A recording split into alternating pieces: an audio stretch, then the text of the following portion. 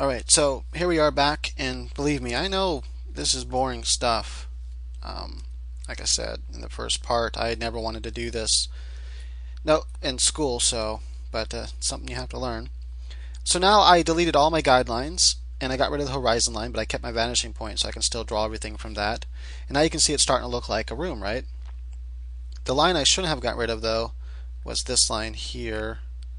I'm going to go back, and notice it's where those two corners, because that's where I drew the box for the square thingy. I'm going to just click here with the scissors. I'm going to get rid of that right there. Oh, by the way, this is Neil from iPaintGirls.com. We'll just continue on with the perspective. This is part 3. So I left the boxes though in perspective. Remember how we did the boxes in the previous version so that they're in perspective. And then I can decide, how I want whatever object this is going to be, how I want it shaped. Let's say I want this part, to be shaped like that. Maybe it's going to be really basic, but what if I wanted legs? Well, I can do legs. Remember that this leg is going to be thinner than that one. I'm just going to wing it rather than try to measure. And then I can use this tool again. Oh, bastard. Okay, it's not letting me cut for some reason. Let me try that again. I'll select it first and see if I can cut where I want to cut. Cut there. And there you go. I guess I was just missing it before. And there. So you can start, shaping an object this way. So it's all about, thinking about the perspective, connecting points, and then, deleting certain parts. I'm going to delete the other line. Now, I should have done this in Photoshop. It's much easier in Photoshop. Right, so now I got legs there, and I'd have to delete that line there as well. I'm going to pause. Right, so I still want a part to sit on. So I actually need to reconnect this line. I got rid of it already before. And I'm going to go ahead and make this line here, might as well. Go all the way across for that part. Let's say I want a back part. I'm going to start putting that in now. And I'll make it, I don't know, say about that high. Now I'm going to run another line for my perspective to make sure that it's the right height. And then I need to take this line and extend it higher till it meets there. What if I can just do this way? Now that I have how high it's supposed to be, like so. Then I have to delete all those lines back there. I don't feel like doing that right now though. I guess I can do it real quick. Right, I need a thickness to my leg. So these are all the things you have to think about. So right here, and this will be horizontal, remember, because it's going to run parallel with everything else in 1-point perspective. And then I run up like so. That's about how thick I want it. Just to show you what I'm doing in Illustrator, just in case you don't know how to do this, and it's really kind of difficult to get perfect. You have to really get up close. So you select the line you want to delete on, and like so, and then grab your scissors, and I'm going to just cut right there, and reselect that side, and then hit delete on the keyboard. So it's kind of a pain, to get it all perfect and stuff. So I'm not even going to try with Illustrator. I should have just done this part in Photoshop because it's much easier, especially since it's going to be rasterized anyway when it's all done. So you can see we're starting to see everything. Remember, because we're on this side of the chair thing, that we can see that part, but we can't see this part obviously. So those little things you just got to think about when you're doing it. And I can't see the back legs obviously. I'd have to delete these lines as well, that one and that one.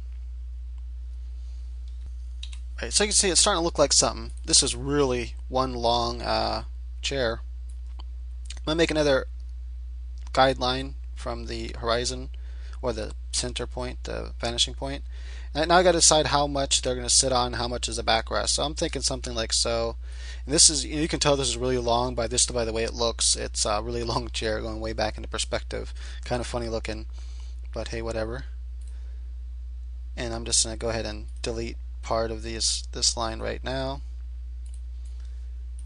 Oops, just want to get rid of that. And get rid of that. And then you would draw lines up from this, but you need another guideline for how high it's going to be. And so I'm thinking, well, let me think about this. Hold on. I need to draw horizontal lines coming out here first. Then I can draw the guideline so I know how far out I want it to go. So I'm thinking, oh, actually, pretty much got that perfect. I'll just go right to there. I'm going to come straight down the horizontal line and Oh wait, never mind. What am I doing? I wanted this to come out to there. Actually, I probably should draw this one first. Would have been easier. So I'm going to show how to do that properly. Come from this side first. Probably just be easier. And then connect it from there. Not quite perfect, but pretty close. Come up here. Come across there. Now draw that should match. Yep, it does. So I just wanted to make sure, just double checking that I did that right. Now I can just connect those two. So kind of a funky looking chair thingy. Obviously, that this there would never be a backrest that is so thick and everything. But it's working for the perspective. If I wanted to, I can then shorten all this. I can bring this down to here and just cut away at everything I got. So at all that work I did so far. And then bring that back into perspective, like so. That's probably, yeah, you can see that. What a super long chair. Then I can erase all those lines back there and everything. I'll do that really quick. Alright, so I delete all the guidelines. What we end up with is this. So you can see it's starting to look like a primitive bench, and you can see how complicated this can get, determining how complicated the shape of the bench is itself. The reason why I'm going through all this, though, is to show kind of how the process it goes to think in 3D, to think in perspective, how to cut away parts and add parts and stuff, just helps it down the road when you want to build stuff. Right, so now you have something to work with. Let's say you wanted like a curve. That's when it gets kind of complicated, is when you want to add curves to things. But if you have the basic shape first, then adding curves and stuff isn't too complicated.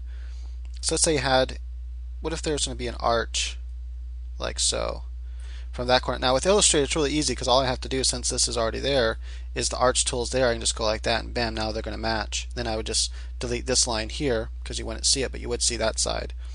So you can start adding complicated things, cutting away, and we'll get more into that.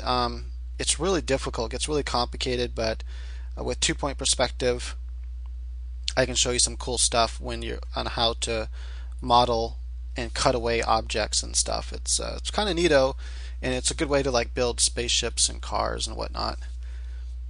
But as you can see, just with 1-point perspective, you can start making complicated shapes, and I can make another one in the center, and I can cut out a hole in this, for example, and then go from there. So let's say we want to do that.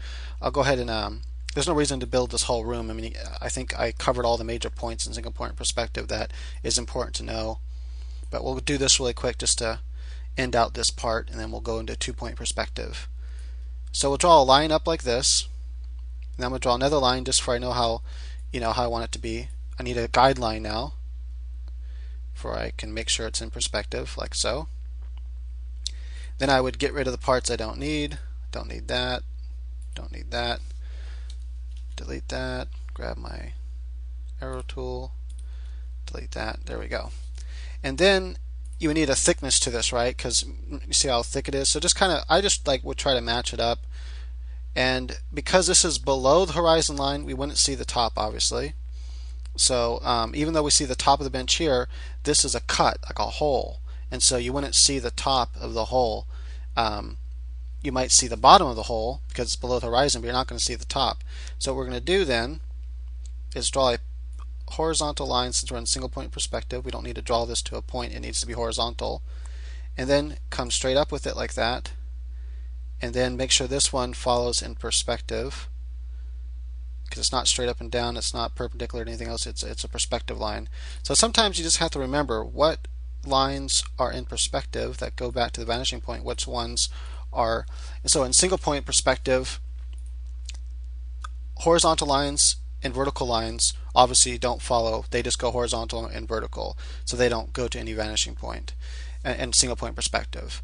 Everything else goes to a vanishing point unless it's like a diamond shape. Like if we had a diamond shape right here, cut out a diamond shape within this, then it would those points, the corners of that diamond, would go back to the perspective, but the actual lines of the diamond from point to point, those would run parallel as you come out away from the object, as we covered in the first part. So just to give an example of what I'm talking about, just want to show this really quick. I draw like a square, and then grab my tool here, oh, damn you, hold down the shift key like that. So what would happen is all these lines, so from this line here, if this had any sort of thickness, this would run back to the vanishing point. That corner, but you wouldn't be able to see those, but you would be able to see that, and then I'd have to, cut it before you can see the inside of it here, and then maybe you probably see that side because we're on this side more of the object, so you wouldn't see these, but you would see these sides, and so you'd have a line coming down like that. Notice this is parallel to this line here, but this line's going back to perspective, and this line here would be parallel to that line there, like so. So when you're working with like weird shapes like diamonds and stuff, it gets a little bit confusing. Then I'd have to erase some of that so you can see what it looks like properly. Right, and that's what it would look like. I don't have time to explain, but that line's going back to perspective, that line's parallel. Okay, thank you for watching. Please comment.